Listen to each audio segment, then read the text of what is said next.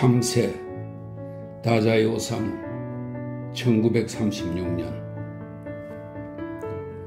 내가 이곳 스가루에 왔을 때가 8월, 그리고 한 달쯤 지나 가나기마치 역에서 스가루 철도로 1시간가량 걸리는 고쇼가와라라는 마을로 술과 담배를 사러 나섰다. 담배 30개비와 청주 한 대를 어렵사리 구해 다시 가나기행 협괴 열차에 올라탔다. 어이 휴지, 누가 내 어릴 적 이름을 불렀다.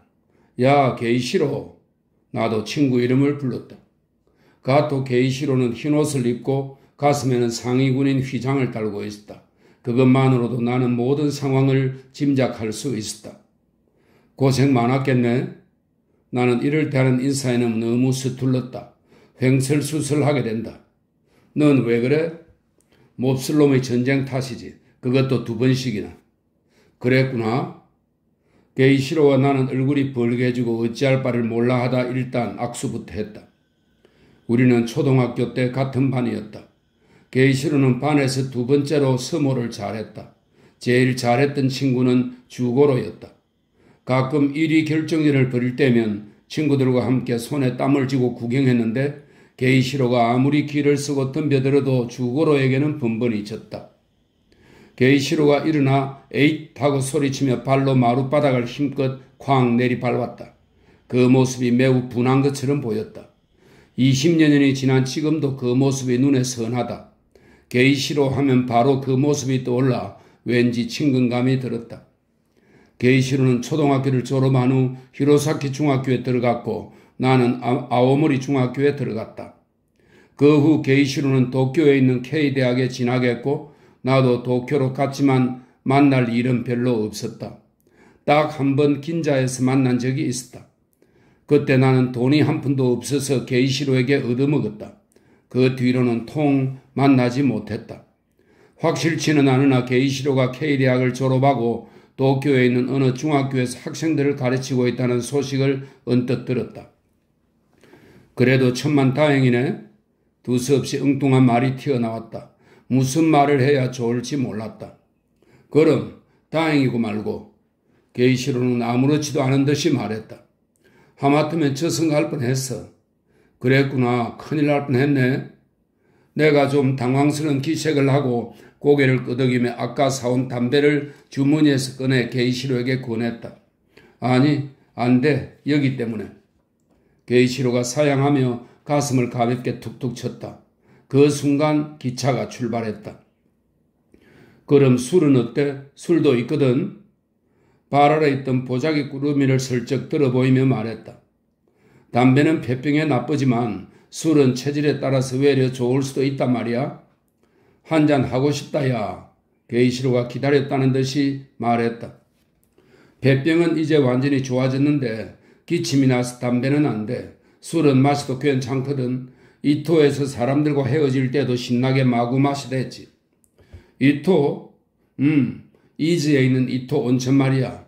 거기서 6개월 동안 요양을 했거든. 중국에서 2년, 동남아에서 1년 있었는데 병으로 쓰러지는 바람에 이토 온천에 와서 요양을 하게 되었어. 지금 생각하면 이토 온천에서 보낸 6개월이 제일 길게 느껴져.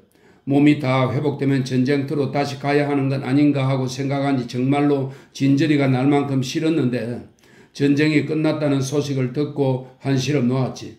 동료들하고 헤어질 때는 술을 지인탕 품마셨어. 너가 오늘 집에 가는 건 가족들이 알고 있는 거야? 모를 거야. 조만간에 돌아가게 될지도 모른다고 엽서를 보내놓긴 했어. 그래도 그렇지. 아내와 아이들도 가나기 집에 와 있을 거 아니야? 내가 징집될 때마누라 아이들은 여기로 피난 보냈지. 굳이 알릴 필요까지 없어. 외국 선물이라도 잔뜩 들고 금이 환영하는 거라면 모를까. 이것 봐. 완전히 빈손이잖아. 게이시로는 고개를 돌려 창밖의 경치를 내다보았다. 이거 고급 술이라고 하던데 들고 가. 지금 가나기에는 술 파는 데가 아예 없거든. 이거 들고 가서 모처럼 아내가 따라주는 술 마셔봐. 너가 따라주는 거라면 마셔도 괜찮겠는데? 아니야, 난 사양할래. 너희 아내한테 불청객 취급 당하기 싫어. 아무튼 이 술은 꼭 가져가. 너가 집에 간다고 가족에게 알리지도 않았으니 오늘은 집에서 술을 준비해 두었을 리 만무하잖아. 넌 술을 마시고 싶을 테고 말이야. 아무래도 아까부터 이 보자기를 보는 너희 눈빛이 예사롭지 않았어. 마시고 싶은 게 분명해. 가져가서 싹 비워버려. 아니, 함께 마시자. 너가 이 술을 들고 오늘 밤 우리 집으로 놀러 오면 딱 좋겠는데 말이야. 미안하지만 그건 안 돼. 그런 건 딱 질색이야. 2, 3일 지난 후라면 모를까. 그럼 그때라도 좋으니까 놀러와. 이 술은 필요 없어. 우리 집에도 있을 거야. 없다니까. 지금 간하기에는 청주 파는 데가 아예 없다고 했잖아. 좌우간 오늘 이 술은 너가 꼭 가져가도록 해. 그 청주 한 대를 두고 우리는 간하기역에 도착할 때까지 얘기를 주거니 받거니 하며 왔다. 결국 그 술은 게이시로가 가져갔지만 그 대신에 내가 2, 3일 안으로 게이시로 집으로 놀러 가기로 했다. 그리고 약속한 대로 사흘 뒤 찾아갔는데 게이시로는 내가 준 청주에는 손도 대지 않은 채 나를 기다리고 있었다. 우리는 곧바로 그 청주를 마시기 시작했다. 게이시로가 내게 몸집이 크고 조신해 보이는 아내를 소개해주고 또 13살짜리 장남을 앞장 세워서 아이들 셋도 인사시켰다. 그리고 그날 밤 나는 다음과 같은 이야기를 게이시로에게 들었다. 중국에서 2년, 동남아에서 1년 있었는데 지금에 와서 그때를 생각해보면 아득히 먼 옛날의 꿈만 같아. 또 병사로서 이곳저곳 옮겨다니던 내가 마치 나 자신이 아니었던 것만 같아서 그때 일은 말하고 싶지 않아. 말을 해봤자 허풍 뜨는 기분이 들어서 못하겠어. 그 3년이란 세월보다 이토 온천에서 보낸 6개월이 내게는 훨씬 길게 느껴졌거든. 당시에는 짓눌리고 답답했던 나라는 존재가 생생하게 다시 살아 움직이는 기분이 들면서 슬픔도 기쁨도 내 피부 속으로 파고드는 것 같았어. 그래서 3년 반의 군대 생활 중에서 그 마지막 6개월 동안의 요양원 생활에 관해서만 너희에게 이야기하고 싶어. 역시 일본인들은 본토에서 한 발짝만 벗어나면 자기 상실감이라고나 할까? 마음이 붕 들떠서 일상의 생활을 망각한 채 완전히 엉뚱한 길로 빠져드는 숙명을 짊어지는 것이 아닐까? 본토에서는 2~3시간만 기차를 타고 가도 기나긴 여행을 한 것처럼 심신의 피로가 몰려온단 말이야. 그런데 외국에 나가서는 10시간이 아니라 20시간이나 기차를 타더라도 마치 옆 동네에 가는 것처럼 몸이 거뜬하다니까? 본토에서의 생활이 팽팽한 긴장감의 연속이기 때문일까? 아니면 그런 팽팽한 긴장감 속에서 돌아가는 톱니바퀴가 우리의 뇌리에 틀어박혀 있었을까? 한시도 마음의 긴장을 늦출 수 없다 보니 1시간이 짧은 여행일지라도 겉으로 큰일을 치는 것처럼 고단하게 느껴지는 게 아닐까? 아무튼 이토에서 보낸 6개월은 길고 마음이 무거웠지만 내게는 충만한 시간이었어. 많은 일이 있었지만 그 중에는 앞으로 10년, 20년이 흘러도 아니 내가 죽는 그날까지도 절대로 잊을 수 없는 사건이 하나 있어. 그 이야기를 해줄게. 초여름 무렵에 드디어 전국 중소도시에도 연합군의 폭격이 시작되었어.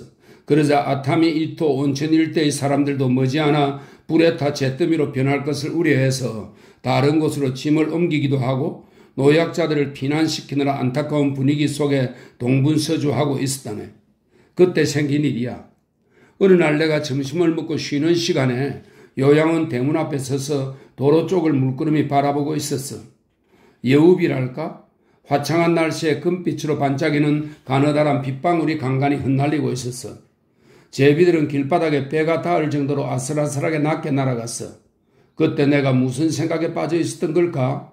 길 맞은편 검은 판자 울타리 아래에 수국 한떨기가 피어 있었는데 그 꽃이 아직도 내 눈에 선한 걸 보면 어쩌면 그때 내가 주제넘게 나그네 시름 같은 감상에 빠져 있었던 걸지도 몰라. 요양원과 비스듬히 마주보는 곳에 조그만 오락 사격장이 있었는데 그 가게 안에서 아가씨가 발그레한 얼굴로 웃으면서 말을 걸어왔어. 군인 아저씨, 비에 젖겠어요? 20살쯤 되는 아가씨로 이름이 써네였어.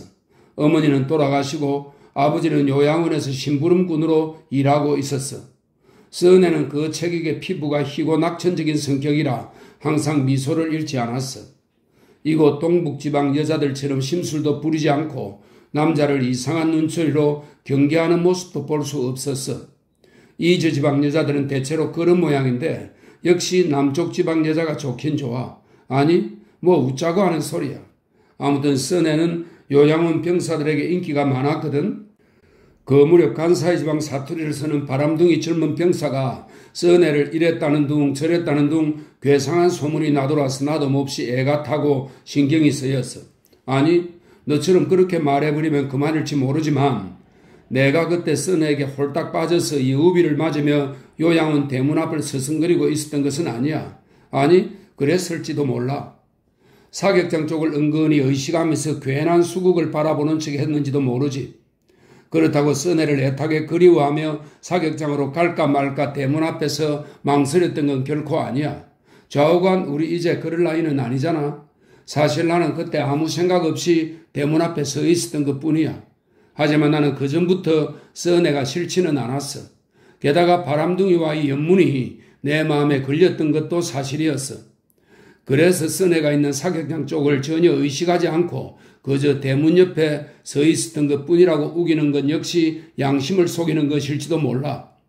인간의 마음이란 자네들이 쓰는 소설처럼 그렇게 확실하게 결말을 지을 수 있는 것이 아니라 사실은 한층 모호한 것이 아닐까? 특히 남녀 사이의 감정이란 그때그때 주어진 그 어떤 상황에 따라 전혀 예상치 못한 방향으로 흘러가 버리기도 하니까 말이야. 그렇게 빈정거리지 마. 너도 역시 경험이 있을 것 아니야. 좋다느니 싫다느니 하는 건 역시 다 부질없는 짓이야. 어쨌든 나는 써내가 말을 걸어온 다음부터는 주변의 시선을 의식하지 않고 사격장에 떠나들었어. 써내야, 넌 피난 안 가니? 아저씨들하고 함께 있어야죠. 죽든 불에 타든 상관없어요. 배짱한 분 대단하네. 그 말밖에는 달리 할 말이 없더라. 이건 확실히 써내가 간사이 지방 사투리를 쓰는 그놈하고 배 맞은 게 틀림없어. 될 대로 되라는 식의 젊은 열정이겠지 하고 내심 생각하니 씁쓸한 소외감마저 들더구나. 참새나 한번 쏘아볼까? 하고 내가 공기총을 집어들었지. 그 사격장에서 난이도가 가장 높은 것이 참새 맞추기였거든. 양철을 세공해서 만든 참새가 시계추처럼 좌우로 왔다 갔다 할 때 그걸 작은 납총알로 쏘아 맞히는 거야. 꼬리나 몸통을 맞춰도 소용없어. 대가리 부분의 부리를 명중시켜야만 떨어지게 돼 있어. 나는 공기총의 특성을 간파한 뒤부터는 대개 첫 발에 참새를 명중시킬 수 있었거든. 써내가 상자에 태엽을 감으니까 참새가 찰크랑찰크랑 소리를 내며 좌우로 움직이기 시작했어. 내가 표적을 겨냥하고 방아쇠를 당겨 쏘았어. 찰크랑찰크랑 헛방. 어찌된 거예요? 평소에 나라면 첫발에 명중한다는 것을 알고 있었기 때문에 써내가 의아한 표정을 지으며 말했어. 물러서 봐. 너가 눈에 거슬려서 그런 거야. 내가 어설프게 괜한 핑계를 댔지. 동북지방 사람들은 이럴 때 원숭이도 나무에서 떨어지는 법이야 하는 식의 농담으로 가볍게 받아 넘기지 못한다는 게 탈이야. 눈에 거슬렸던 것도 사실이었어. 우리가 사격을 시작하면 써내는 주로 표적 주변을 오가며 총알을 줍거나 표적의 위치를 바로잡아주는 일을 했어. 평소에는 별로 눈에 거슬린다는 생각을 해본 적이 없었는데 그날따라 참새 표적 바로 옆에 서서 웃고 있는 써내가 유난히 눈에 거슬려서 가슴이 조마조마했거든. 비키라니까? 내가 억지 웃음을 지으며 거듭 소리쳤지. 네, 알았어요. 써내가 웃으며 반발짝 정도 옆으로 물러나더라. 내가 다시 겨냥해서 방아쇠를 당겼어.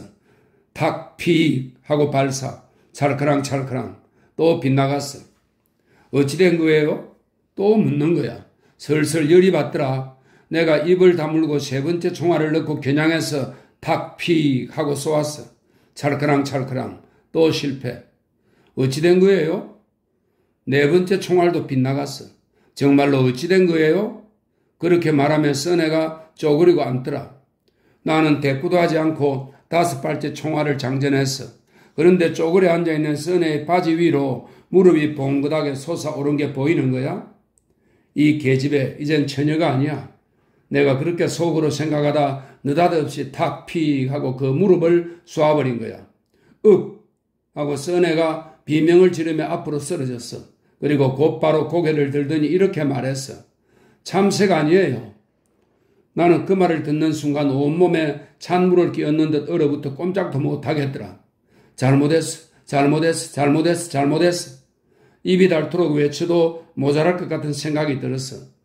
참새가 아니에요 라는 단순한 그 말 한마디가 그 어떤 거센 항의보다도 더 예리한 비수가 되어 내 가슴에 와 박혔어. 써내가 얼굴을 찡그리고 웅크리 앉은 채 무릎을 움켜쥐고 끙끙거리며 고통스러워 하더라고. 손가락 사이로 피가 흘러나오는 게 보였어. 나는 공기총을 내팽개치고 황급히 건물 뒤편으로 돌아가서 사격장 안으로 뛰어들어갔지. 미안해, 괜찮아? 괜찮고 말고가 어디 있겠어? 무릎에 총알이 박혀 크게 다친 게 틀림없었어. 일어서지도 못하는 상태였거든. 그래서 내가 잠깐 망설이다 에라 모르겠다 하고 뒤에서 껴안아 일으켜 세웠지. 선혜가 아파 하고 비명을 지르며 무릎에서 손을 떼고 고개를 들어 쳐다보며 애초롭게 웃더니 나직한 목소리로 말했어. 이제 어쩔 거예요? 우선 요양원으로 가서 치료부터 받자. 내가 잠긴 목소리로 말했지. 선혜는 그럴 수 없는 상태였어. 내 왼쪽 옆구리에 감싸듯 부축해서 요양원 의무실로 데려갔어. 출혈이 많은 것에 비해 상처는 별거 아니었어. 의사가 무릎에 박힌 총알을 핀셋으로 뽑아 제거하고 조그맣게 난 상처 부위를 소독한 후 붕대로 감아주었어. 딸이 다쳤다는 말을 듣고 아버지가 의무실로 헐레벌떡 뛰어들어왔어. 나는 비위를 맞추려고 비굴한 웃음을 띠며 말했어. 이거 정말 죄송. 내가 정말로 나쁜 짓을 했다고 생각하니 말문이 막혀 더듬거리게 되고 더는 사죄의 말이 안 나오더라. 그때 나를 흘겨보던 써내 아버지의 눈빛을 잊을 수가 없어. 평소에는 순하고 싹싹한 분이었는데 그 눈빛은 정오심이랄까 적개심이랄까 뭐라고 형용할 수 없을 만큼 무시무시한 빛을 띠고 있었거든. 섬뜩했어. 써내의 상처는 다행히 금방 아물었고 이 사건은 요양원에서 큰 문제로 불거지지는 않았어. 다만 동료 두세 명에게 놀림을 받는 정도로 끝났어. 하지만 그 사건을 계기로 내 사고방식이 완전히 바뀌었어. 그날부터 난 전쟁이 정말로 싫어졌거든. 사람 몸에 상처를 털끌 만큼도 입히는 것이 싫어졌어. 사람은 참새가 아니니까. 그리고 상처 입은 자식을 바라보던 부모의 노여운 그 눈빛을 생각하면 너도 알다시피 정말 전쟁은 악마야. 나는 사디스트가 아니야. 그런 성향과도 거리가 멀어. 그런데 그날 사람을 다치게 했어. 그것은 틀림없이 전쟁터에서 몸에 밴 만성적인 사륙의 취기 때문이야. 나는 전쟁터에서 적들에게 살상을 저질렀거든. 나 역시 자기 상실에 빠져 있었던 것일까? 그런 것에 관하여 반성도 하지 않았거든. 전쟁을 부정적으로 생각해 본 적이 단 한 번도 없었어. 사륙의 취기를 본토까지 가져와서 그 편린을 넌지시 드러냈을 때 그것이 얼마나 악랄한 짓이었는지 진저리가 날 정도로 뼈저리게 깨달았어. 격세지감이야. 본토에서의 생활이 팽팽한 긴장감의 연속이어서 그런 걸까? 일본인들은 외국에 나가면 마음이 붕 들떠서 일상의 생활이 겉도는 숙명을 지게 되는 걸까? 본토에 있을 때의 나와 외국에 나가 있을 때의 나를 생각해보면 완전히 딴 사람 같은 기분이 들어서 저절로 허벅지를 꼬집어 보고 싶을 지경이야. 게이시로의 고백이 거의 다 끝나갈 즈음 부인이 새 술병을 들고 와서 아무 말 없이 한 잔씩 따라주고 조용히 물러갔다. 그 뒷모습을 물끄러미 바라보다 나는 깜짝 놀랐다. 한쪽 다리를 끌듯이 걸었기 때문이다. 선혜 아냐? 게이시로의 아내는 스가루 사투리가 섞이지 않은 동경 토박이 말투를 썼다. 술에 취한 탓도 있지만 나는 얼토당토 않은 착각을 했다. 선혜는 큰 체격에 피부가 희다고 하지 않았던가? 야, 이 녀석아, 도대체 무슨 헛소리를 하는 거야? 다리 때문에 그러는 거야? 어제 숯 배급을 받으러 4km나 걸어갔다 오는 바람에 발에 물집이 잡혔다더라.